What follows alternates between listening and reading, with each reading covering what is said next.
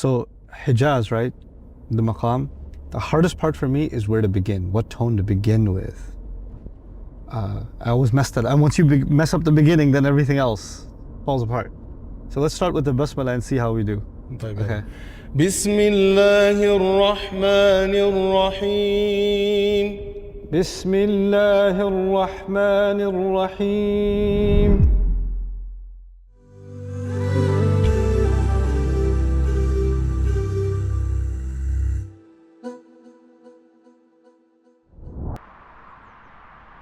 سبح لله ما في السماوات والأرض. سبح لله ما في السماوات والأرض. وهو العزيز الحكيم. وهو العزيز الحكيم. طبعا now we brought part of the maqam because just we recited the basmala in one ayah. Right. Now we brought like 20% from مقام الحجاز. They call it الحجاز الغريب. You know this ayah, right? سبح لله ما في السماوات والأرض. Something amazing about this ayah. Such an epic thing, guys. It's how Allah talks about the skies and the earth. Surah Al-Hadid, this is surah number 57. From then on, there's a series of surahs that in the beginning declare the perfection of Allah.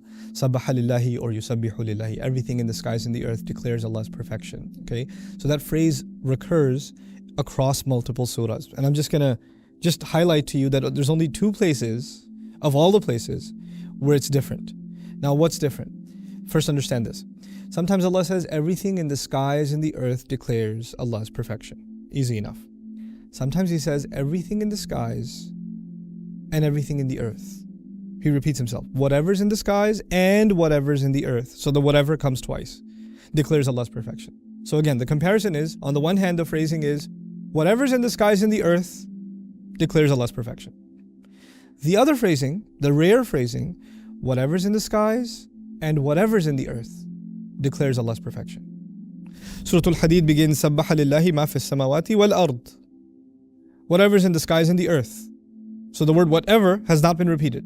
Declares Allah's perfection. Okay, we'll move on from Surah Al-Hadid. We'll go to Surah Al-Mujadala, which doesn't have the tasbih, and go on to Surah Al-Hashr, which begins, Sabbaha lillahi ma fi samawati wa ma fil ard. Everything in the sky, whatever's in the skies and whatever is in the earth declares His perfection. Now there's the whatever twice, right?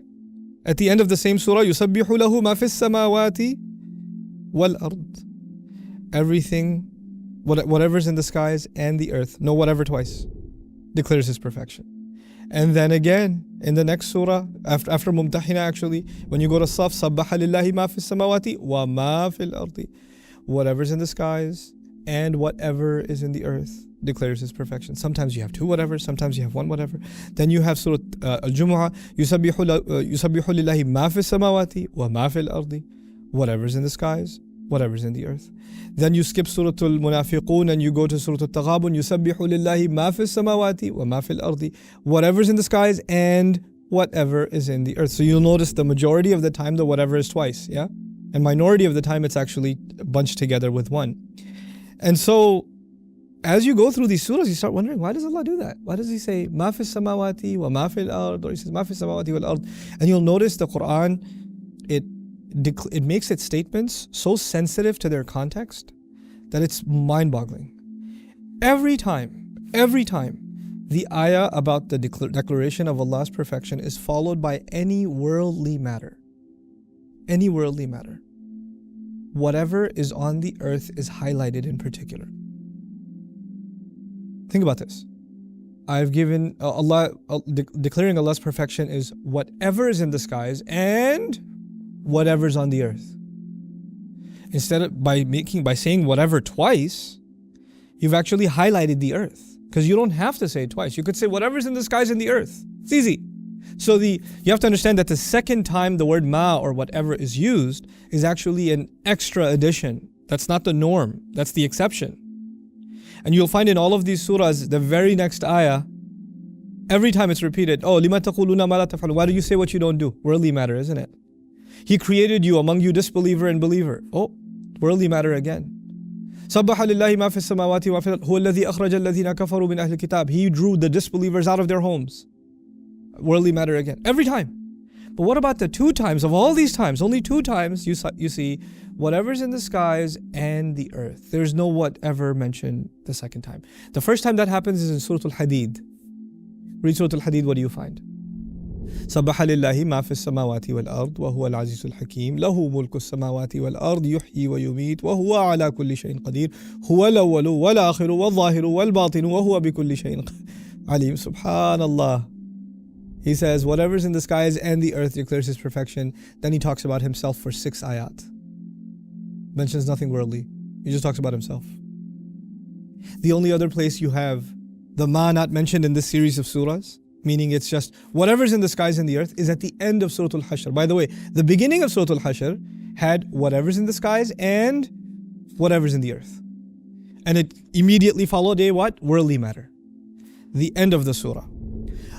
هو الله الذي لا إله إلا هو عالم الغيب والشهادة هو الرحمن الرحيم هو الله الذي لا إله إلا هو الملك القدوس السلام المؤمن المهيمن العزيز الجبار المتكبر سبحان الله عما يشركون هو الله الخالق البارئ المصور له الأسماء الحسنى يسبح له ما في السماوات والأرض وهو العزيز الحكيم.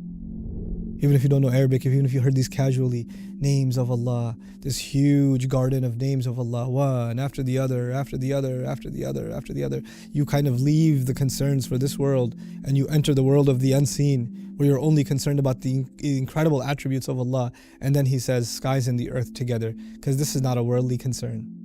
Subhanallah. Even the way he talks about the skies and the earth is so perfect. May Allah Azza wa Jal increase our iman with the recitation of the Qur'an. May Allah Azza wa Jal give us sincerity in our study of the Qur'an and give us the strength and the ability to act upon the words that we understand. Barakallahu li wa lakum. Assalamu alaikum wa rahmatullahi wa barakatuh.